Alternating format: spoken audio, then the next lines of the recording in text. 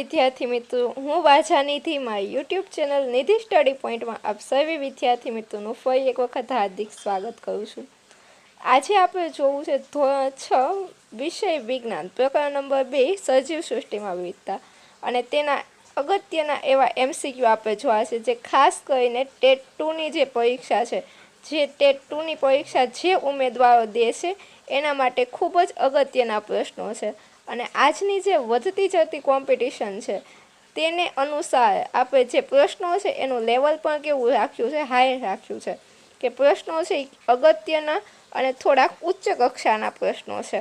તો જો તમારે આ પ્રશ્નો વ્યવસ્થિત રીતે સમજવા હોય તો વિડીયોમાં છેક સુધી બન્યા રહેજો।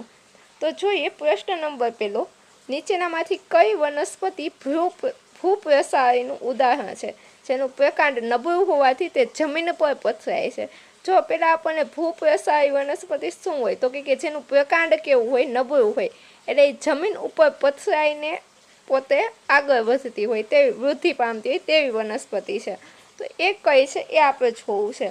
ऑप्शन ए छे कारेला, ऑप्शन बी छे तरबूच, ऑप्शन सी द्राक्ष, ऑप्शन डी छे वाल। तो जो ऑप्शन बी छे ए अहींया आपणो साचो जवाब छे। तरबूच छे एमां शुं थतुं होय छे तो कि भूप्रसारी वनस्पति छे एनुं प्रकांड नबळुं होय तेथी जमीन उपर पथराईने उगती होय छे। काहेला छे, द्राक्ष छे अने वाल छे एना शुं होय छे वेला आपणने जोवा मळे छे। वेला एटले शुं तो कि वेला एटले के जे आधार लईने जे कोईनो टेको लई अने उपर चढ़ती होय तेवी वनस्पतिने शुं कहेवाय छे वेला कहेवाय छे। त्यारबाद जोईए प्रश्न 2, नीचे आपेला विधानोमांथी वनस्पतिना वर्गीकरण अंगे साचुं विधान पसंद करो। वनस्पतिनुं वर्गीकरण एनी ऊंचाईने आधारे आपणे जोवुं छे। तो ऊंचाईने आधारे छोड़, वृक्ष अने सूप आ 3 प्रकार छे। जोईए पेलुं आपणे आपेलुं छे विधान, सूपनुं प्रकांड केवुं होय छे, सखत होय छे पण खूब जाडुं होतुं नथी। सूप एटले शुं तो कि जे छोड़ करता थोड़ीक ऊंची अने वृक्ष करता नीची वनस्पति होय एने सूप कहेवाय छे। एनुं प्रकांड केवुं होय छे, सखत होय अने खूब जाडुं होतुं नथी। त्यारबाद आपणे आप्युं छे विधान 2, छोड़नी ऊंचाई सामान्य रीते मानव ऊंचाई करता वधु होय। तो जो आ आपणे ख्याल आवी ज जाय के आ विधान केवुं छे, खोटुं छे। वृक्षनुं प्रकांड जाडुं, सखत अने काष्ठीय होय छे। आ पण साचुं छे, विधान 1 पण साचुं छे। तो अहींया आपणे ऑप्शन नंबर सी छे ए अहींया आपणो साचो जवाब बनशे। विधान 1 અને 3 केवा छे साचा विधान छे।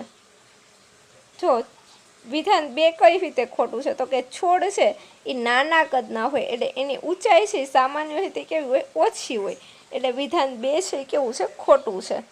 त्यारबाद जोईए प्रश्न 3, वनस्पतिना पर्णनी रचना अने तेना शिराविन्यास संदर्भे कई जोड़ योग्य नथी एटले के कई जोड़ छे ए खोटी छे। तो जो आपणे जोईए पर्णना शिराविन्यास अने पर्णनी रचना विषे। तो जोईए एकदळी वनस्पति होय एमां शुं होय, समांतर शिराविन्यास होय। तो ई तो साचुं ज छे। एकदळीमां हमेशा कयो होय, समांतर शिराविन्यास होय। द्विदळी वनस्पतिमां झालाकार शिराविन्यास ए विधान पण साचुं छे। मकाई अने घास समांतर शिराविन्यास ए पण केवुं छे, साचुं छे। तो अहींया पीपळो अने वड छे एमां समांतर शिराविन्यास न होय पण एमां कयो होय, झालाकार शिराविन्यास होय। ऑप्शन डी छे अहींया आपणो अयोग्य जवाब एटले के खोटुं विधान छे। पीपळो अने वडमां शुं हशे, झालाकार शिराविन्यास जोवा मळशे। त्यारबाद जोईए प्रश्न 4, मूळना प्रकार अने तेना उदाहरण अंगे कयुं युग्म साचुं नथी एटले के कयुं जोड़ छे ई साची नथी ते आपणे कहेवानुं छे। तो जो सोटीमय मूळ में शुं आवशे तो कि राई अने चणा आवशे। त्यारबाद छे तंतुमय मूळ में शुं आवे, घास अने मकाई आवशे। सोटीमय मूळ धरावती वनस्पति समांतर शिराविन्यास। तो जो हमेशा सोटीमय मूळ धरावती वनस्पति होय ते समांतर शिराविन्यास न होय पण केवो होय छे, झालाकार शिराविन्यास होय छे। अने तंतुमय मूळ धरावती वनस्पतिमां शुं होय, समांतर शिराविन्यास होय। तो अहींया आपणे अयोग्य एटले के साचुं नथी गोतवानुं छे। तो ऑप्शन सी छे ए आपणो साचो जवाब छे के अहींया शुं आवशे, समांतर शिराविन्यास नहीं पण झालाकार शिराविन्यास आवशे। तो ऑप्शन सी अहींया आपणो साचो जवाब बनशे। त्यारबाद जोईए प्रश्न 5, पृष्ठवंशी अने अपृष्ठवंशी प्राणीओ विषे कयुं विधान सत्य छे, कयुं विधान साचुं छे ते आपणे कहेवानुं छे। તો સૌથી પહેલું છે મેરુદંડ એટલે કે કરોડરજ્જુ અથવા તો કરોડ સ્તંભની હાજરી એ અપૃષ્ઠવંશી પ્રાણીઓની મુખ્ય લાક્ષણિકતા છે. તો આ વિધાન કેવું છે? ખોટું છે. આ અપૃષ્ઠવંશી નહીં પણ કેની તો કે પૃષ્ઠવંશી પ્રાણીઓની મુખ્ય લાક્ષણિકતા છે. તો પેલું વિધાન આપણું ખોટું જ છે. ત્યારબાદ જોઈએ કીટકો, તાહા માછલી અને કરચલો એ કેવા છે? પૃષ્ઠવંશી પ્રાણી છે. આ વિધાન પણ કેવું છે? ખોટું છે. આ બધા પૃષ્ઠવંશી નહીં પણ કેવા છે? અપૃષ્ઠવંશી પ્રાણી છે. એમાં કરોડ સ્તંભ આવેલો હોતો નથી. ત્યારબાદ જોઈએ પક્ષીઓ, સરીસૃપ અને સસ્તનો એ પૃષ્ઠવંશી પ્રાણી છે. આપણું વિધાન સી છે એ કેવું છે? સાચું છે. આપણને જડી ગયું છે. ત્યારબાદ જોઈએ વાંદરો અને અળસિયું બંને પૃષ્ઠવંશી છે. જો વાંદરો પૃષ્ઠવંશી છે પણ અળસિયું છે એ કેવું છે? અપૃષ્ઠવંશી છે. એ પૃષ્ઠવંશીમાં આવશે નહીં. તેથી આપણું આ વિધાન પણ કેવું છે? ખોટું છે. તો ઓપ્શન સી પક્ષીઓ, સરીસૃપ અને સસ્તનો પૃષ્ઠવંશી પ્રાણી છે તે વિધાન આપણું કેવું છે? સાચું છે. ત્યારબાદ જોઈએ પ્રશ્ન નંબર 6. શ્વસન માટે ઝાલરનો ઉપયોગ કરતા સજીવો સંદર્ભે કયો વિકલ્પ સાચો છે? શ્વસન માટે શું ઝાલરનો ઉપયોગ કરતા હોય તેવા. તો જો પહેલું આપણને આપેલું છે ઓપ્શન એ છે માત્ર પુખ્ત માછલીઓ. માત્ર માછલીઓ ઝાલરનો ઉપયોગ કરે એવું હોતું નથી. જો પછી આપણને આપેલું છે પુખ્ત માછલી અને દેડકાના ટેડપોલ. તો ઓપ્શન બી છે એ આપણો શું છે? સાચો વિકલ્પ છે. પુખ્ત માછલી અને દેડકાના જે ટેડપોલ છે એ પણ દેડકો જે શરૂઆતની અવસ્થા હોય છે દેડકાની વિકાસની એને આપણે ટેડપોલ કહીએ છીએ અને ત્યારે એ શરૂઆતની અવસ્થામાં એ ઝાલરનો ઉપયોગ કરીને શ્વસન કરતો હોય છે. ત્યારબાદ પુખ્ત દેડકો બને ત્યારબાદ એ ત્વચા દ્વારા શ્વસન કરે છે અને ફેફસા દ્વારા શ્વસન કરે. પણ જ્યારે તે ટેડપોલ એટલે કે વિકાસની પહેલી અવસ્થામાં હોય છે ત્યારે તે ઝાલર દ્વારા શ્વસન કરે છે.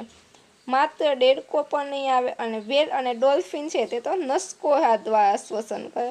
તો અહીંયા આપણો વિકલ્પ બી છે એ સાચો જવાબ બનશે.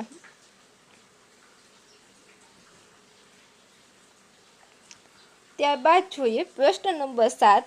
સજીવોના અનુકૂલન અંગે કયું વિધાન અયોગ્ય છે? સજીવોનું અનુકૂલન અંગે તો જો પહેલું આપણને આપેલું છે રણ પ્રદેશની વનસ્પતિઓમાં પર્ણનું કાંટામાં રૂપાંતર કરી બાષ્પોત્સર્જન દ્વારા થતું પાણીનો વ્યય ઘટાડે છે. તો આપણને શું કીધું છે? કયું અયોગ્ય છે? તો આ તો કેવું છે? સાચું વિધાન છે. અયોગ્ય મીન્સ કે ખોટું વિધાન આપણે પસંદ કરવાનું છે. ત્યારબાદ છે પર્વતીય વિસ્તારના વૃક્ષો ક્યાં હોય? શંકુ આકારના હોય જેથી બરફ સરી પડે. આ વિધાન પણ સાચું છે. ત્યારબાદ જોઈએ જલીય વનસ્પતિના પ્રકાર લાંબા, પોલા અને હલકા હોય છે. અને ત્યારબાદ છે ડી ઊંટના પગના તળિયા પહોળા હોય છે પરંતુ તે રણની ગરમ રેતીમાં ચાલી શકતું નથી. તો જો આ પણ સાચું છે. અહીંયા આપણને ચાલી શકતું નથી આપેલું છે તેથી ઓપ્શન ડી આપણું ખોટું છે.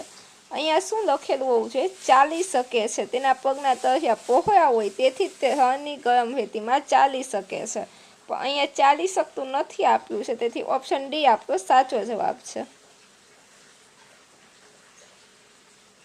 ત્યારબાદ જોઈએ પ્રશ્ન 8. ઉભયજીવી પ્રાણીની મુખ્ય લાક્ષણિકતા કઈ છે? ઉભયજીવી એટલે કોને કહેવાય છે? તો કે ઉભયજીવી એટલે કેવા? તો કે જમીન અને પાણી બંને સ્થાન પર રહી શકતા હોય તેને આપણે ઉભયજીવી કહીએ છીએ. તો ઓપ્શન બી છે અહીંયા આપણો સાચો જવાબ છે. જો તેઓ માત્ર પાણીમાં રહે નહીં, તેના શરીર પર ભીંગડાનું સખત આવરણ હોય તો કે નહીં, એ તો માછલીમાં હોય એટલે કે જળચરમાં હોય. તેઓ માત્ર ફેફસા દ્વારા શ્વસન કરે નહીં, ફેફસા અને ત્વચા બંને દ્વારા શ્વસન કરતા હશે. તો ઓપ્શન બી છે અહીંયા આપણો સાચો જવાબ છે. તેઓ જમીન અને પાણી એમ બંને સ્થાન પર જીવી શકે છે.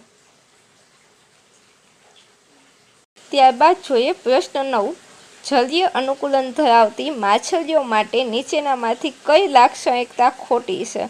તો આપણે અહીંયા શું શોધવાનું છે? માછલીઓ માટેની ખોટી લાક્ષણિકતા શોધવી છે. તો જોઈએ ખોટી લાક્ષણિકતા કઈ છે? તેમનું શરીર ધારાપેખી એટલે કે હોડી જેવા આકારનું હોય છે. તો આ વિધાન કેવું છે? સાચું છે. તેમનું શરીર કેવું હોય? હોડી જેવા આકારનું, જેના લીધે એ પાણીમાં તરી શકે છે. તેમના શરીર પર ચીકણા ભીંગડા હોય છે તે વિધાન પણ સાચું છે. તેઓ દિશા બદલવા માટે મીનપક્ષ અને પૂંછડીનો ઉપયોગ કરે છે તે વિધાન પણ સાચું છે. ત્યારબાદ જોઈએ ઓપ્શન ડી, તે વાતાવરણમાંથી સીધો ઓક્સિજન શ્વાસમાં લે છે. તો જો તેઓ વાતાવરણમાંથી સીધો ઓક્સિજન લઈ શકતા નથી, પણ તે શું કરે છે તો કે પાણીમાં ઓગળેલા ઓક્સિજનનો એટલે કે પાણીમાં દ્રાવ્ય ઓક્સિજનનો ઉપયોગ કરે છે. તો ઓપ્શન ડી અહીંયા આપણો સાચો જવાબ છે. આ વિધાન છે એ કેવું છે, ખોટું છે, કારણ કે તેઓ શું કરે છે, પાણીમાં ઓગળેલો એટલે કે પાણીમાં દ્રાવ્ય ઓક્સિજન શ્વાસમાં લે છે ઝાલર દ્વારા. ત્યારબાદ જોઈએ પ્રશ્ન 10, નિવસન તંત્રમાં જૈવિક ઘટકોમાં કોનો સમાવેશ થાય છે? હવે નિવસન તંત્રના જૈવિક ઘટકો એટલે કે જે જીવ ધરાવે છે એવા ઘટકો કયા છે? તો જો આપણને ખબર છે હવા, પાણી અને જમીન કેવા છે, અજૈવિક ઘટકો છે. સૂર્યપ્રકાશ અને તાપમાન પણ કેવા છે, અજૈવિક ઘટકો છે. વનસ્પતિ, પ્રાણી અને સૂક્ષ્મજીવ એ કેવા છે, જૈવિક ઘટકો છે. ખડકો અને પર્વતો પણ અજૈવિક ઘટકો છે. તો ઓપ્શન સી અહીંયા આપણો સાચો જવાબ બને છે. ચલો આજના પ્રશ્નો અહીં સુધી રાખીએ. ફરી મળીશું આવતા લેક્ચરમાં. અને પ્રશ્નો તમને કેવા લાગ્યા તે કમેન્ટમાં જણાવો. જો તમે ચેનલ પર નવા હોય તો ચેનલને સબસ્ક્રાઈબ કરો, અને જો તમને વિડીયો ગમ્યો હોય તો વિડીયોને લાઇક કરો અને તમારા અન્ય મિત્રો સુધી વિડીયોને શેર કરો.